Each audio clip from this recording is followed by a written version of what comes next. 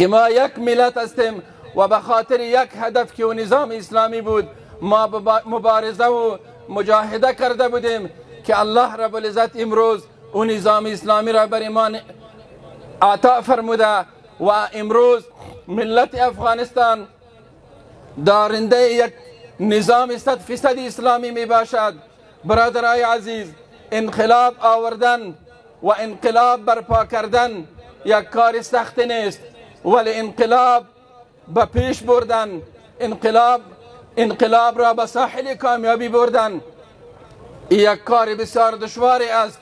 یک کاری است که مسلسل و دوامدار شب و روز از ما شما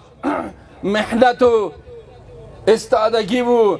اخلاص و صداقت می خواهد. الله رب العزت در قرآن عظیم شان می فرماید که دشمنای شما را نزدیک است که ما هلاک بکنیم، اونها را مغلوب بکنیم و برای شما نظام اسلامی و خلافت را به دستتان بتیم. و الله رب العزت در آخر آیه می فرماید فینظر کیف تعملون که شما در این امتحان رب العالمین چه قسم عمل میکنین.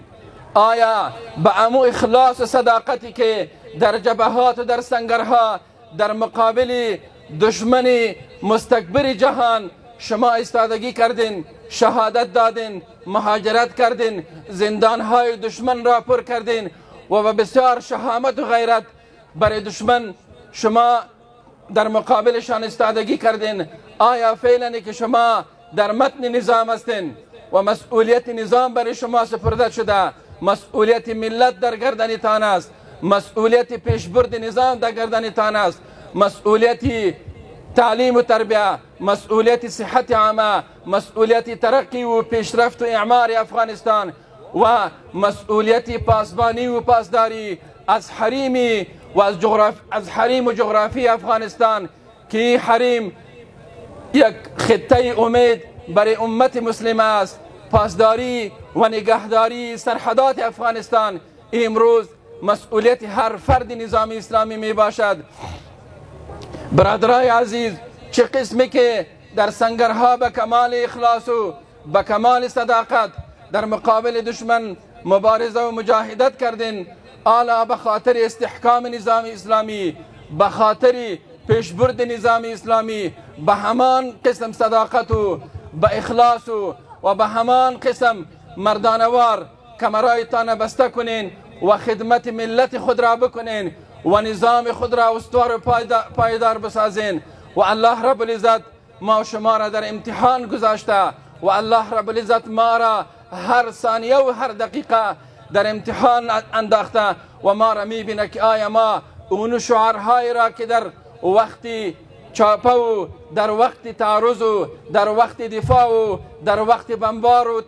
و چاپه دشمن میدادیم که به خاطر رضای الله رب العزت، به خاطر یک نظام اسلامی ما قربانی میتیم، الله رب العزت ما را میبینه که آیا حالا هم به امو شعارتان،